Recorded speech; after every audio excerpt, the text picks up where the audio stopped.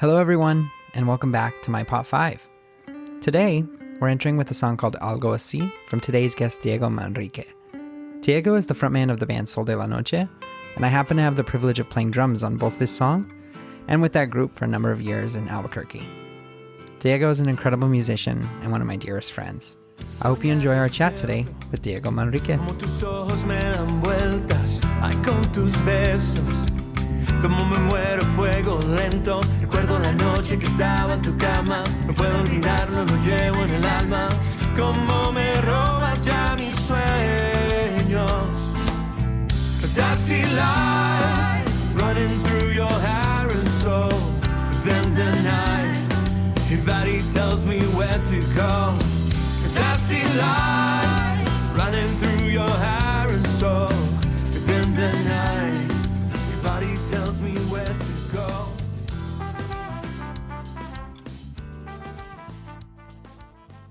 Hello everybody, we are here with the incredible Diego Manrique, one of my dear buddies from my home state of New Mexico, or at least that's where we met. He actually has a larger origin story. One of my favorite musicians, had the chance to play with him for years back in the Albuquerque area. Diego, thank you so much for coming and visiting and spending the time chatting with us.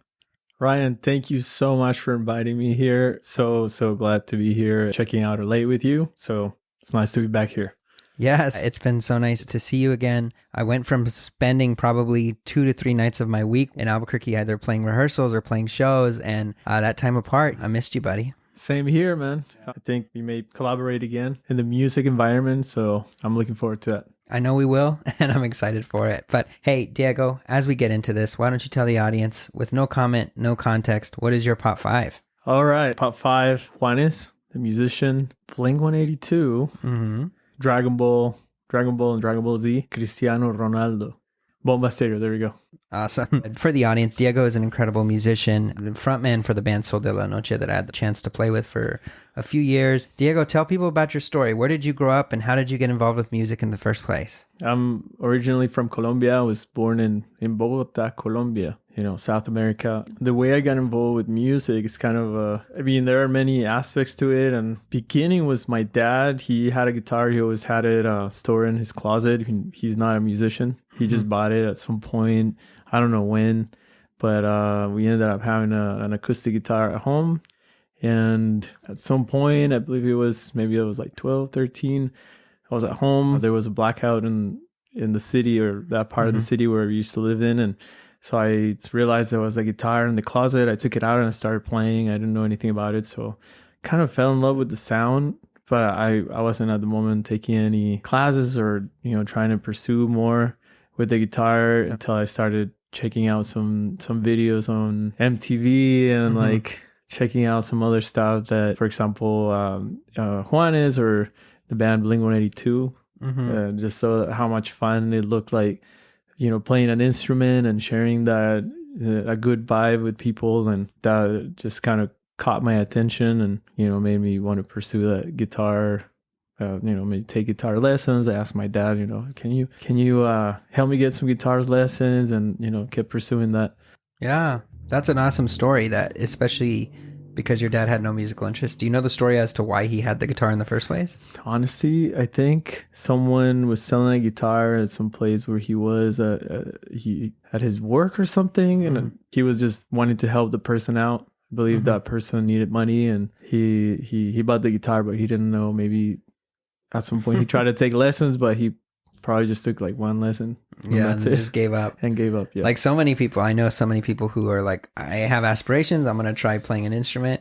They pick it up, try it for a few weeks, and then it sits and collects dust for a long time. That's right, yeah. It's hard to stay with it. Yeah, music requires such a discipline that I think unless you really do have a love for it, it's easy for it to just, fall by the wayside. Totally. Yeah. Well, tell me a bit about Colombia. What was it like growing up there? Do you still have love for it? Do you still go back and visit? And tell me about your experience growing up in Colombia. Okay. I guess a lot of people in the U.S. have a perception of Colombia a certain way. I mean, a lot of it comes from the story about drugs and cartels and all that. And lately is also kind of this special tropical place. Also kind of, I think that's what comes up in the mind of people when you say that, like when I tell them, hey, I'm from Colombia, and it's just like, wow. But there's exactly that, like a mix of both things in my life. So in some way or another, and a lot of people who are from Colombia may disagree with me.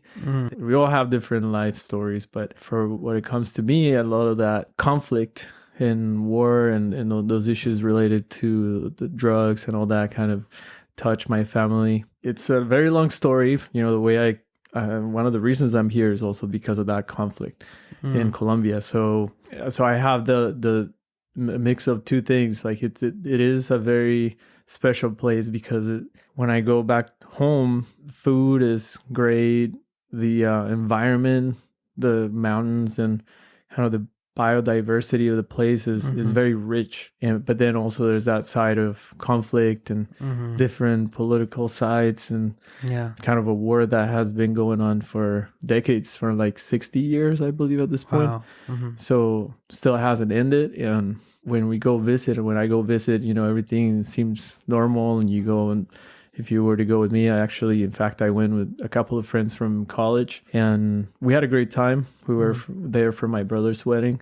It was awesome. So you don't really see what's happening if you're just there as a tourist. And as a matter of fact, people are visiting Colombia often lately. So it's a very attractive destination. Sure.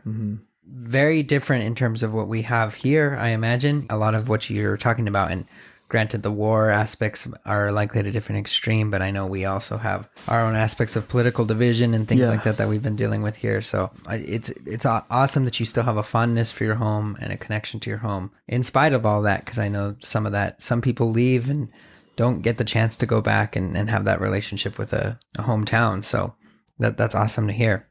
Definitely. I still, want to go visit. I encourage a lot of people who are listening to visit, just to make sure that they're aware of places that they're going, because it could be, a dangerous place like anywhere else. But there's also a lot of great things that are hidden there, in Colombia. Beautiful places to visit and a lot of history. And especially lately, food is just incredible. Like, it should be a food destination for all the foodies out there. You should visit. It's not expensive at all, and all types of food, unbelievable. Just the ingredients, everything, the way they make, not just Colombian food specifically, but all sorts of food that you can find there. Many different kinds of restaurants. Just the sophistication of the way that chefs, and also the way that they make the food is just incredible. Yeah, what are some of your favorite dishes back home? So I'm vegetarian, mostly vegan. But so when I go back home, the first place I stop at is a place called Crepes and Waffles. Like every Colombian knows that place. It's just unbelievable. So it's a dish called gandhi, and it's just tofu with like some flavors from India. But they have all sorts of foods, and you go there and you can't believe like the kind of the different types of flavors of ice cream, the different waffles and crepes you can find there. So it represents Colombia in a way, just very rich biodiversity as far as the foods that you could get, fruits and vegetables, all that is insane. Just delicious overall.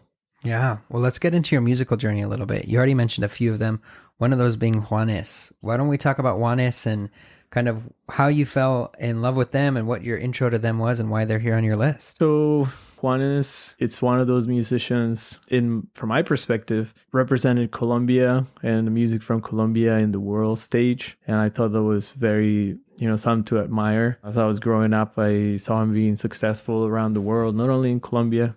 He started very young, performing and being popular locally. And I loved his music. But then one time I had a chance to go to one of his performances at a stadium in Bogota, Colombia. It's a pretty big city. But then that stadium is the first place where I just realized that I wanted to make music after seeing his performance. Wow.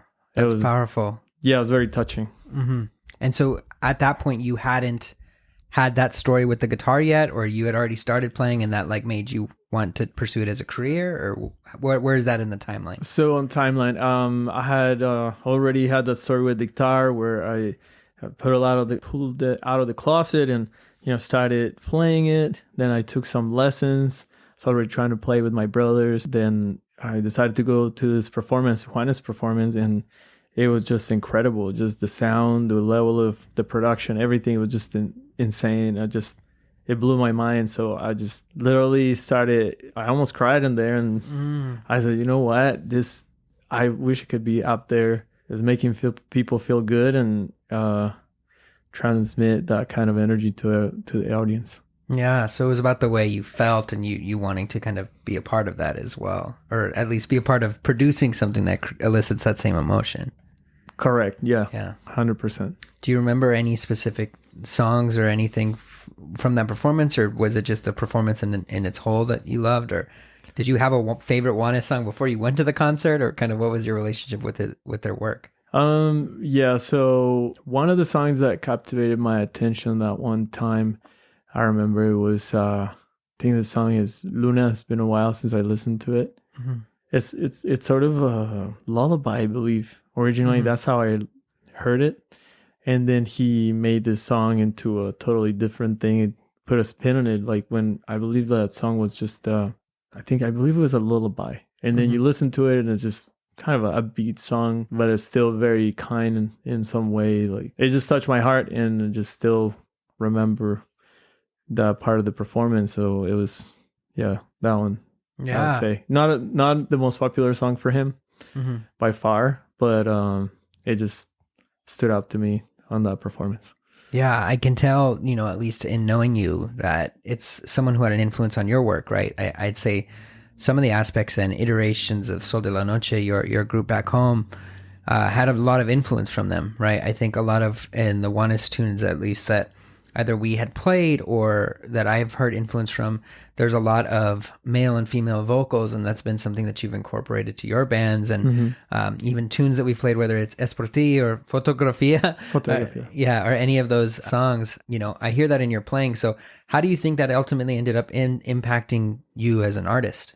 Well, definitely, by listening to him, I believe that just stays in your mind as you grow up. You listen and you get closer to the music as you develop as a musician. And I believe when you start being creative, trying to create your own work, then the music that you listened to, that you had, great times with, or, listen to the music when you were maybe going through a rough time, and it just stays in your mind. And when you're creative, then that kind of comes along naturally because that's been around you all the time. Mm-hmm. Yeah. So was it cognitive when you were actually working on the Sol De La Noche stuff that you said, hey, this is something I want to create and I want it to be like this? Or do you think it was after the fact that you kind of realized, oh no, this kind of sounds similar to my influences? I think I wanted to create Latin world music or Latin fusion, and that's Juanes music is. So I was going for something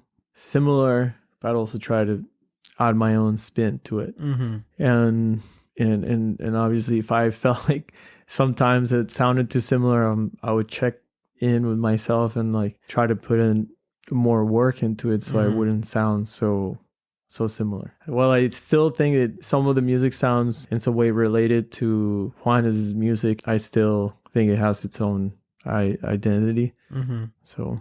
Yeah, no, I agree too. And that wasn't at all to say that your music is exactly like Juanes in any direction. But I know that with most people, I think your art is informed or derivative of the people that inspired you, and that's not at all. I think that's the way all art progresses, is we find something that we like and we give it our touch, and then that's what makes it ours.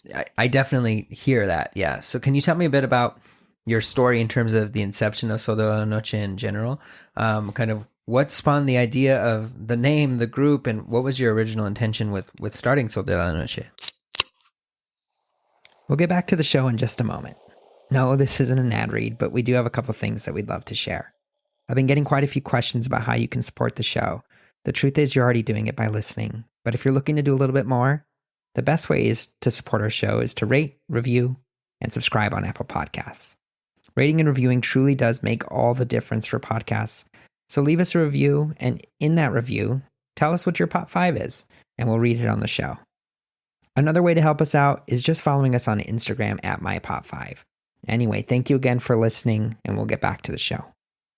So along the pop five that I just mentioned, there is another person in the music environment that influenced my journey in life and in music. And this is Santiago Orozco. He is also from Colombia, and I met him just playing music in the street in San Diego, California. So he was an influence, definitely. Playing with him, I realized, even more like I can actually create my own group, because he already had a band. It's called Todo Mundo in San Diego, and he showed me the way in as far as like how to put a band together and how to work around different difficulties that you find as a musician and where to start. Yeah. And so he gave me the opportunity to perform at one of his gigs, so like kind of open for him. This place called, I believe it was the Turquoise Lounge in San Diego. And so I was together with a buddy who we played, just practice or just jam together. His name is Freddie Lopez. He goes with Freddie Lopez. He's from San Francisco. We met in San Diego, California, at the San Diego City College. And so we started playing music together with Freddie. And, we got a call from Santiago. He's like, hey, man, we can come over at Turquoise Lounge and just open up for me. I know you love music, and I want to give you a chance. So I said, well, that sounds great, but I just don't have a name for the group or anything. I don't know what to say when I'm going to show up over there, and how am I going to introduce myself? And so I just came up with that on the fly. It sounded nice. Sol De La Noche. That's how it started. Like, honestly, I was just walking home over there in Mission Hills, San Diego, like looking at night, and I was looking at the moon, honestly. So I just said Sol De La Noche. Wow, that's beautiful. Yeah. So remind me, did you play in Todo Mundo, or you just opened for them? So it happened first. I collaborated with Santiago in Todo Mundo. He had a performance every Thursday at a place close to Balboa Park. I was at this restaurant, so he invited me to perform, accompany him on the guitar, and he was playing also guitar and vocals. So I would just accompany him doing some melodies on the guitar. That was kind of like the first introduction with Santiago, and then he invited me to play with my own project at one of his performances, just to open for him. Nice. And that was the Sol De La Noche. That was where Sol De La Noche started. Wow. And so that was you and Freddie. That was the group? Freddie. And there was a name that I forget now. It was a drummer that used to play. We just met in San Diego Mesa College, and he came out to perform just at this one performance. But we never played with him again. Oh, wow. Yeah, it was just a one time. The original member, yeah. was a one gig, and never even remembered his name after that. No. Well, if you're listening, mystery drummer, let us know in the comments so we can shout you out, whoever you are. But no, that's an awesome story. That's awesome. And I think what's interesting is I didn't know this story. And Freddie, by the time I was in the band, all these years later in New Mexico, started playing with Sol De La Noche again, even in Albuquerque. So crazy that he was the original member and then ended up being part of the later incarnations in Albuquerque. Yeah, like 7 years later or something. Wow. We met again, and this time it's like, well, the band is, way different now in Albuquerque, and we're playing a lot, very often, and whatnot. So wow, it was good to have him back.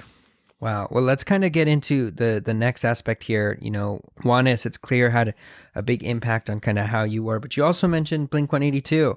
That one was interesting for me because I know all this music that we've talked about has not always been in the Latin sphere. Sometimes we've talked about, rock music or pop music, but rarely, so hearing like this pop punk band of that time here on your list was interesting to me. So tell me a bit about Blink-182 and what you loved about them and how they influenced Diego. All right. So it started with MTV. So I kept watching those videos, and back then they were really popular. So they just seemed to be having a lot of fun, and I was just like, man, why wouldn't you want to be doing that? Just playing guitar, getting paid for it, having fun, performing in front of a lot of people, and that just seemed like a dream for me, like a perfect situation. So actually played and performed a few times their music with my siblings. Wow. A few times. So a couple of my brothers, they play drums and bass. So it was a lot of fun back then. Wow. Do your brothers still play? They don't anymore. Unfortunately, yeah. I'm the only one who kept going. There's no Diego Blink-182 cover reunion happening when you go to visit Colombia? No. Oh. No. Do you remember which songs or anything that you loved from the group at that time? Yeah.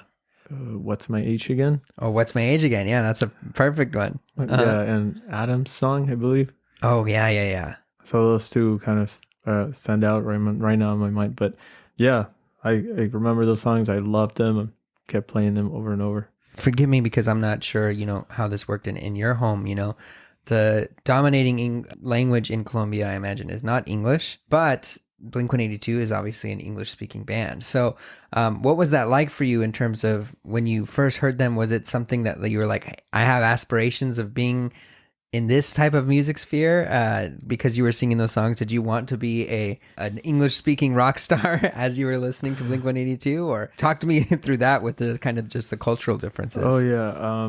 Well, that's a really interesting question looking back at it. I grew up speaking Spanish and I learned English after actually graduating from high school. So I would take classes at my high school and all that, but I never really spoke the language. Looking back at that time, I wasn't really trying to think like, I'm going to be like this band and play in English.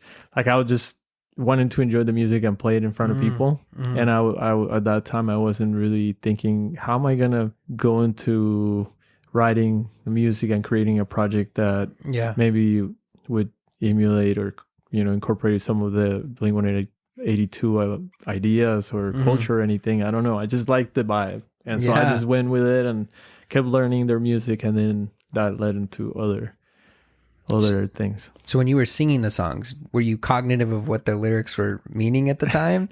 Or I don't know where this falls in your journey, right? In terms of when you started learning English more fluently. Yeah, I would get the words. Like, so I would go online and get the lyrics or, when I actually got the album, I was able to read, and go get the dictionary back when online stuff was not that popular. Yeah. So I would just get the dictionary and start reading and like, oh, that's crazy. Yeah. But a lot of the stuff that they would put in their music in the lyrics, like I didn't understand at the time. Yeah. That's funny. Yeah. And same with your brothers, I imagine too, right? So all three of you are singing these songs and not necessarily knowing what you're singing. We would have to ask my dad, so Dad, what does it say here? What's going on? And then he would explain some of that, but there were the idiomatic expressions. He would have kind of a hard time. He did come to US often for work and all that, and he spoke English, but not in that. I don't know if it was that level of understanding a lot of the idiomatic expressions. Yeah. Is that something you still go back to? Do you still listen to their music at all, or is it something you just look on fondly for that time? Well, honestly, it's kind of hard to listen to it because I don't live with my siblings anymore. Like they live in Colombia, and so I miss them. Yeah, and I miss those times, when you're just playing music and you don't realize how valuable. I mean, I had a great time, and I always kind of took everything close to my heart. But looking back at it and not having the possibility of seeing my brothers as often as I want to, then it's just kind of tough. So I try to not listen so much. Yeah, no, that's fair. To it. Yeah. I'm glad you had that special moment and you can have those memories, but also that, what can sometimes be viewed as feeling good nostalgia can also be, longing, for something that you can't go back to, and we just talked about it a minute ago about even if you were to go back, your brothers aren't playing anymore. So, even if you are there, you can't necessarily share those same experiences, but I'm glad you had those moments, right? Because I think it's something that you can look back on and say, hey, I feel fondly for this time because it was so special, but I feel for you because I think we all have those moments where we look back on memories of times that were and what could have been, and it can be disappointing. Definitely. Well, to creating more memories, and I know you will have more and get more time with your brothers, and I'm glad you get to go back. I know we were talking a bit today. You're getting to go back and visit soon, so soak up that time as much as you can for sure when you're there. Definitely. Thank you. Yeah. All right, Diego, I want to move on to the next one. Dragon Ball Z. Let's talk about it.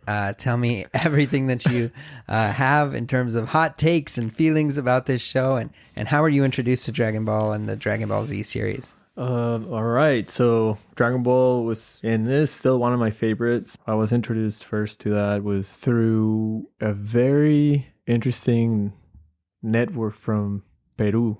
So we, for some reason in Colombia, would get the signal from Peru, and they had more like TV shows than they did in Colombia. So we started watching Dragon Ball and Dragon Ball Z with my siblings. It was just a lot of fun every time after coming from getting out of school in the afternoons. We'll just have lunch and then just watch or have dinner and watch Dragon Ball Z. So it was a lot of fun because it was a whole story of a little kid, you know, growing up. He was an orphan and how he was getting stronger and all that. Above all, I think it was just the story of the kind of the struggle that he had through it all. He was just had a lot of comedy incorporated in it. So it was just kind of a struggle, but also had a lot of fun.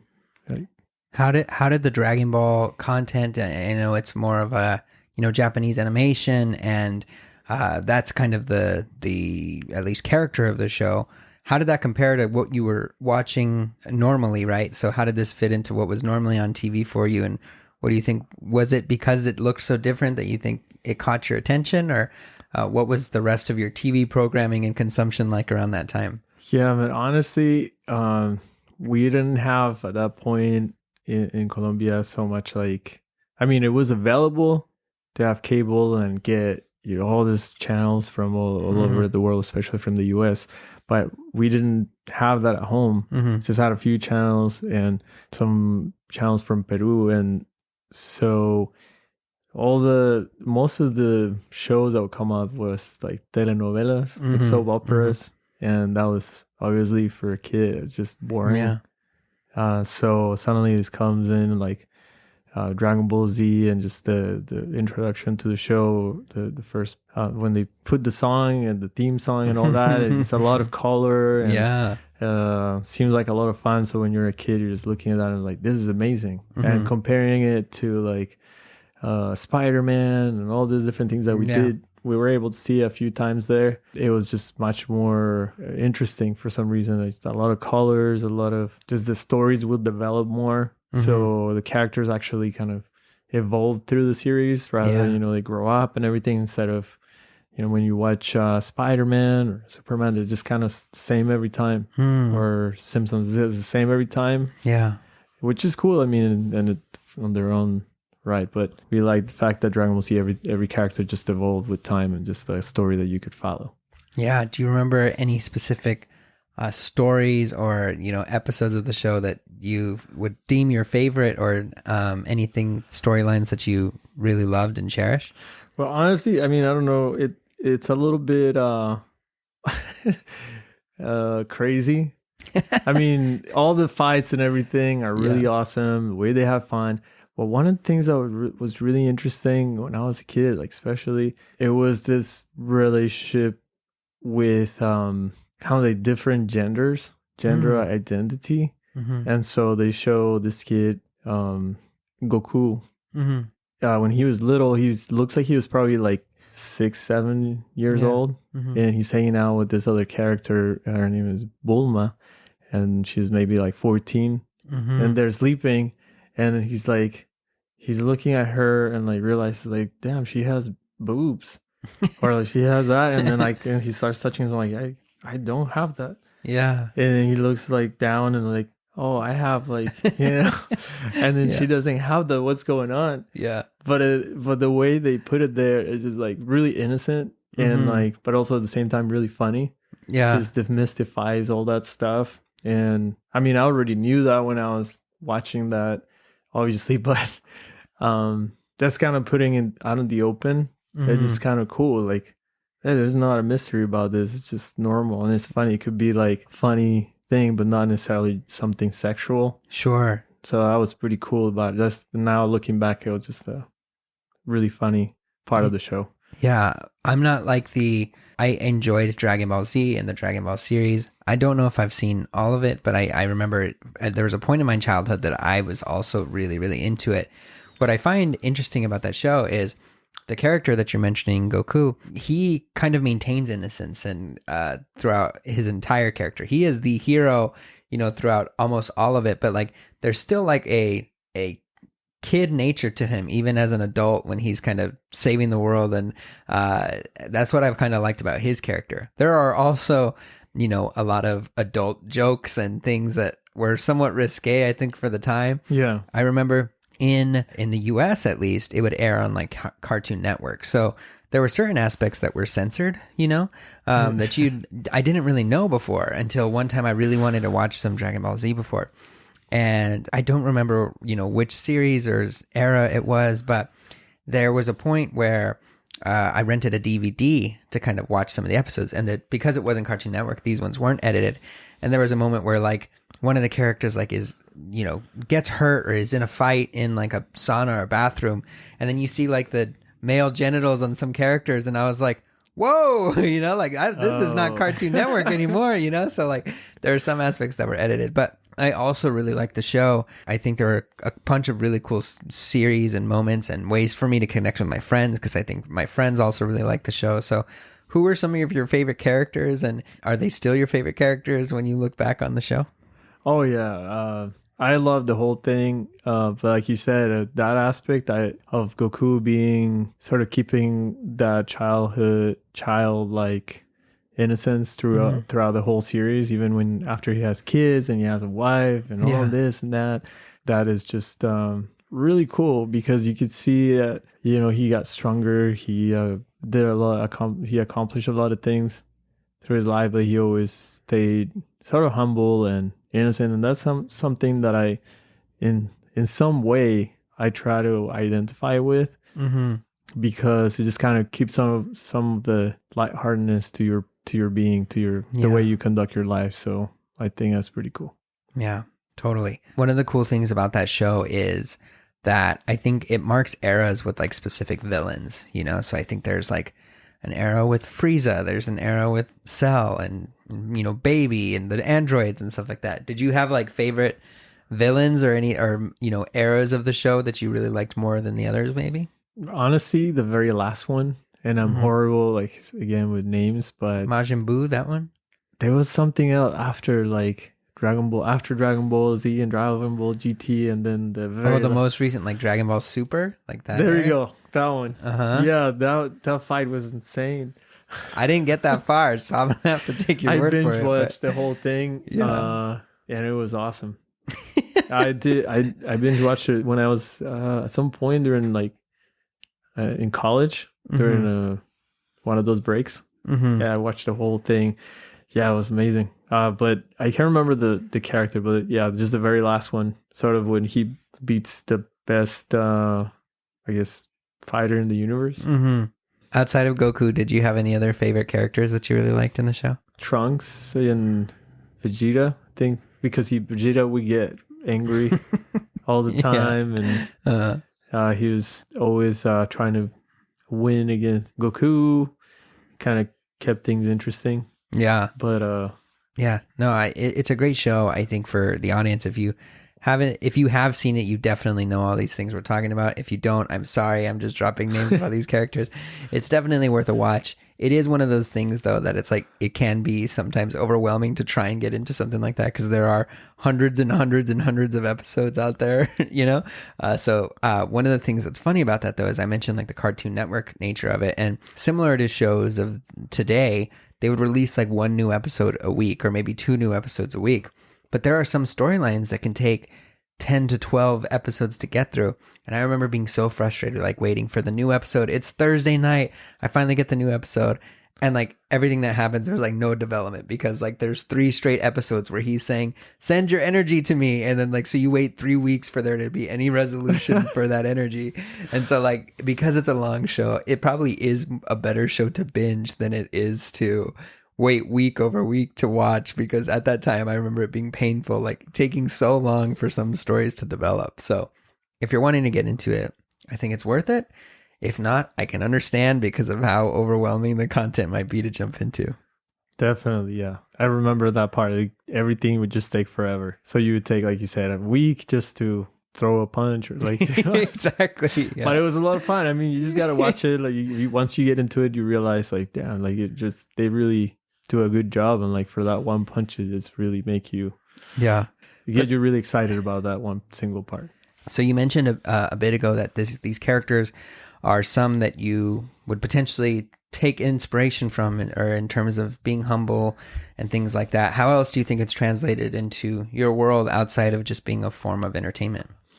Yeah, like you said, the way that I conduct myself, let's say if I was having an issue with someone in the band, we're going to perform, there's a sort of situation, I could see how that would translate. I mean, I don't really think about how would Goku do this, but it sort of just what stays would Goku do? Yeah. It just kind of stays in. I now that like looking back at it, it does stay in the background, and the way that you react to things that really has an influence, because you watch it over and over and over, and especially when you're little, like it really impacts the way you do things. And so specifically, I would say just the way you react to certain difficulties in the side of music. In this case, my band, I'm sort of the leader, if you could say that. So I try to kind of direct people where to go, what plans we have in the music, what kind of music we're going to play.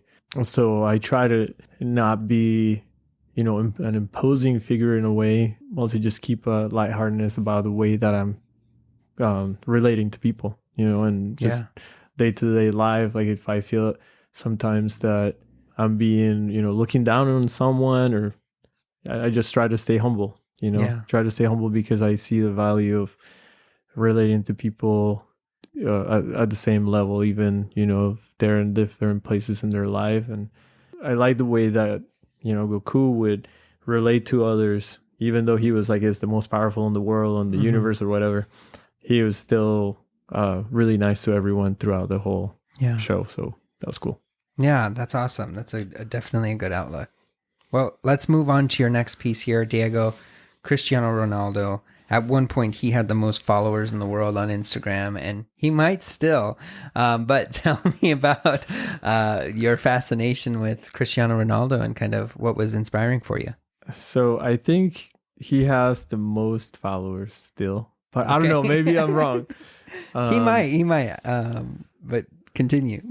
So I grew up playing soccer, like most of the kids in Colombia play soccer during every single break, and you always have that thing in the back of your mind, is like, should I just become a professional soccer player? And I did play for a little bit in one of the minor leagues in Bogota. And so it just kind of that sport that really is around the Colombian culture all the time, soccer. Everybody follows soccer, and so I always kind of follow soccer, not so much like every league and all that. I just like to watch like main games from the national team, Colombia. And so when I watched that, I started watching different games.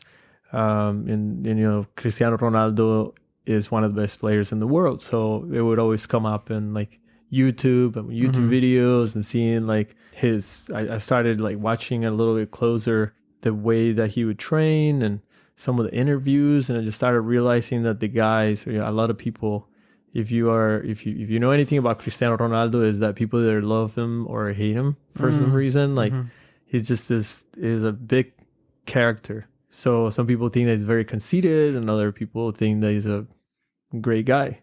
And so I just at one point I started looking into it because I really like the way he played. He's just, in my opinion, it's like it's probably the best in the whole history of the sport, the whole history. So that's insane. And then I started researching looking into what was his life story, and started finding out a lot of struggle and a lot of perseverance, and really interesting. He has a really interesting life story. Like, he comes from an island of the coast of Portugal called Madeira, and his family, or his dad, I believe, is a fisherman, and had a lot of drinking problems, and his dad passed away at a really young age due to alcoholism. And so it was just something to admire about Cristiano Ronaldo, that he continued to go, through hard trainings and continued to conquer a lot of cups and, different break different world records in the soccer world. So I just started to admire what he was doing, and also trying to look up to him in a way, just to say, well, if he's putting that kind of, looking at his work ethic. So if I want to do something good in my life, maybe if I follow what he does, and maybe that could, help me out, be better in my life. Yeah. No, it's crazy how athletes in sport can have that kind of effect, right? Not only from an inspiration standpoint of look what the physical specimen can do in terms of like the athletic ability, but just the power of story, and how triumphing through hardship can still lead you to greatness, I think is inspiring for so many people. So it's kind of cool to hear that you had that experience, Do you think, you mentioned he's polarizing, do you think it's because he's so good that he's beat their team so many times that's why people don't like him? Or do you think there's something more to that? Well, so I think it's because the way he acts, and because he acts like he is very confident. And I believe he is. I think he's like one of the most confident people I've ever seen, because of the achievements that he has pulled in some of the most difficult situations. He scored in, like, literally the whole world watching. And we're not talking about, I respect football and everything. And, like someone like Tom Brady, like people say, well, he's similar to Tom Brady in a way, because he got older and he's still really amazing. But we're not talking about just the US and, let's say, Canada. We're like talking about the whole world. So like 6 billion people. And he, out of those 6 billion, most of those countries, the people from those countries, they play soccer. And to be the number one, or among the number one or two for so many years, is just unbelievable, because every kid in every part of the world is trying to play soccer the way Cristiano Ronaldo plays soccer, or Messi. And so how can you be that good for that amount of time and do it at such a high level? So it's just incredible to see. But what I think is polarizing is the fact that the way he acts outside of the pitch. So he looks like he takes care of himself. Like he makes sure that always looks perfect or whatever. And I think that just kind of it sends the wrong message to some people. Maybe it appears kind of too cocky and like trying to show off. I think there's pangs of jealousy in there in some aspects too, because like you see it with every great athlete ever. People hate LeBron in some ways because he's just great, or Tom Brady, like you mentioned. There are so many people that hate him. Ronaldo, Beckham at one point, all these various different great athletes. Like, once they're rooting for you to get to the top, but once you get to the top, they're like, we've had enough of you. So I do think there's some aspects of jealousy in this world as well. Yeah, could be. Honestly, before I would look at him and I was like, this guy is strange. Like, always trying to take his, look great and perfect. And I'm like, then I started thinking about it. I was like, what's wrong with that? Like, I want to look great. Like, I want to work out. And so it's just, I think it's a good thing. What is wrong with that? And still, I don't think he does it to make people feel bad. He just does it because he likes it. He likes the work ethic. He likes to look good. He's not doing anything against anybody by doing that, Yeah. Totally. Well, we'll get you out of here very shortly, but we do have one last one to talk about here. Also from Bogota, Bomba Estero. Tell me about how you kind of were introduced to them and their work and what you love about them. So, Bomba Estero, I actually got to know about them in San Diego because I was hanging out with my good friend Santiago, Orozco there in San Diego, listening to some music. He started playing something in his car, and that was Bomba Estero. Then he said, you know what? There's this concert in downtown, and that was back when they were not that popular. So I was like, all right, let's check it out. And we went over there, and I had a blast, like, because it was tropical, so like more of the Caribbean, Colombian music. There's a lot of different areas in Colombia, and right now, I mean, there's still, like, you know, a lot of important music in Latin America is actually coming from Colombia because of the different influences that it has. But in this particular band, it has a lot of Caribbean music, a lot of cumbia, so Afro music in there, and it gave it a new spin with the electronic part of it.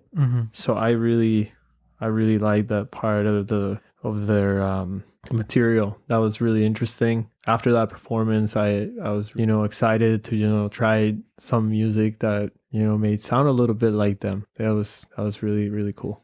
Yeah, they're phenomenal. I think, you know, one of the things that rose them into some prominence is they had a tune that kind of got put on like the Apple iPod or iPhone commercials earlier on Soy Yo, I believe.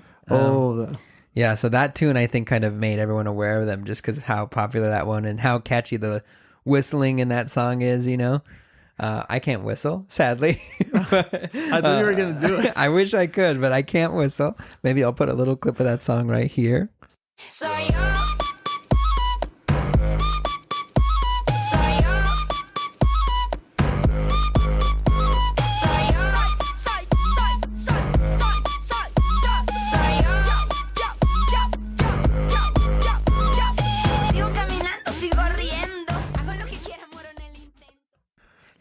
Yeah, I think that was my introduction to them without really even recognizing who they were.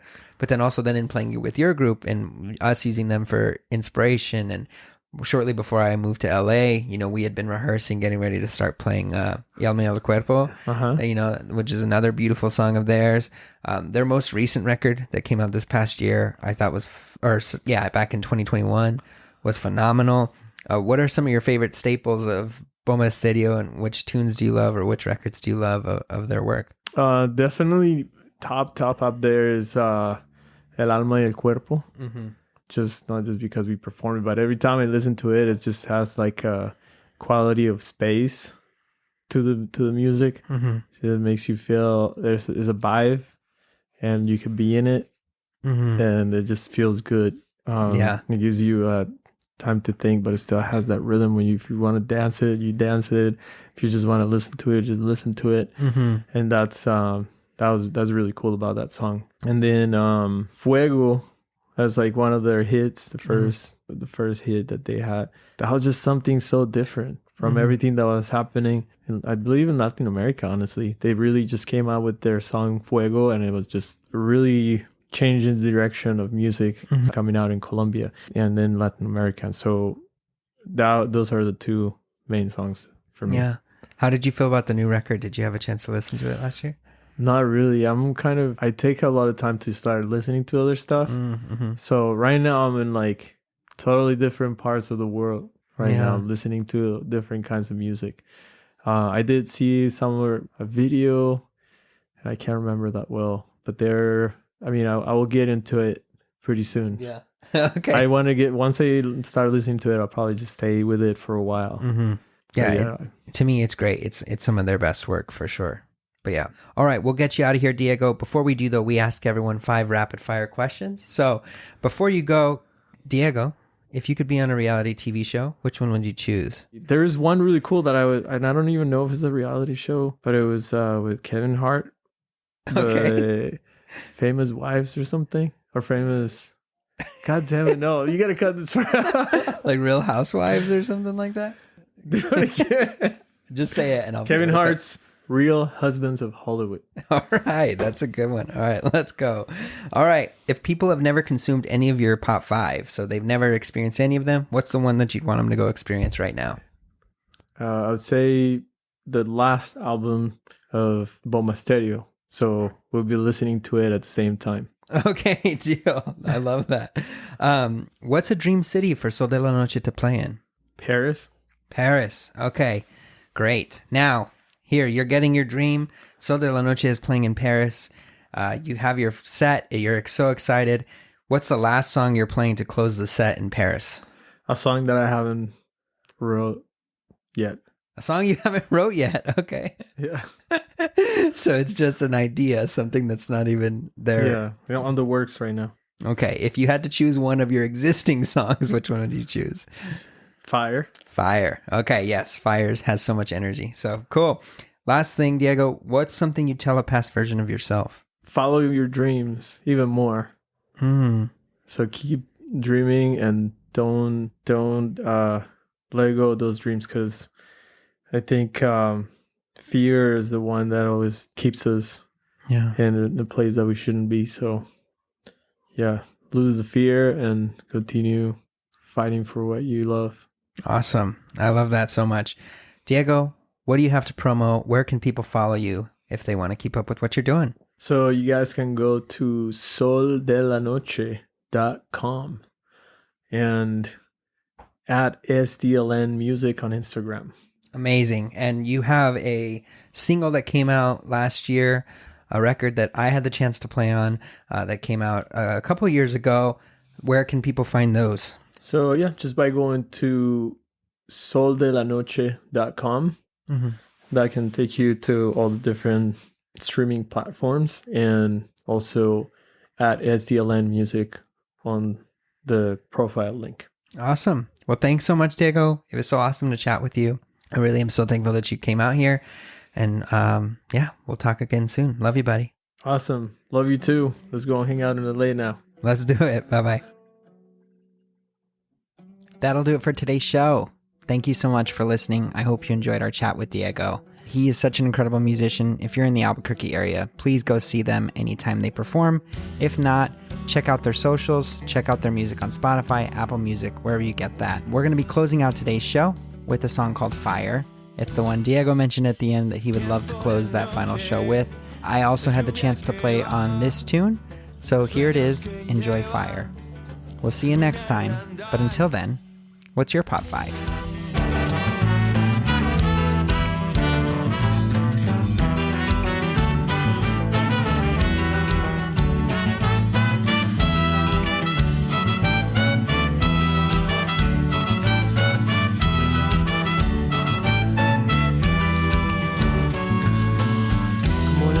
Que el tiempo lleva, si te espero en la eternidad. Los sueños que llevo adentro, pasa la noche y yo te espero, ya tú vas. Fire, fire, I wanna see it in your heart. Fire, fire, I wanna love you right. Fire, fire, I wanna see it in your heart. Fire, fire, I wanna love you right.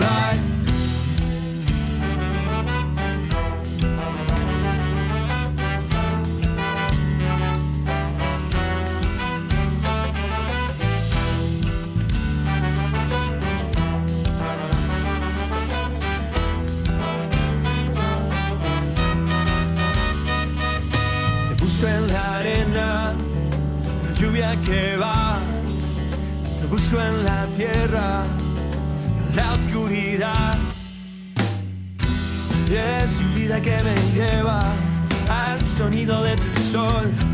Y es la noche que me lleva perdiendo el tiempo y a la lluvia que se va. Fire, fire, I wanna see it in your heart. Fire, fire, I wanna love you right. Fire, fire, I wanna see it in your heart. Fire, fire, I wanna love you right. Fire, fire, fire, fire, fire, fire, fire, fire, fire, fire.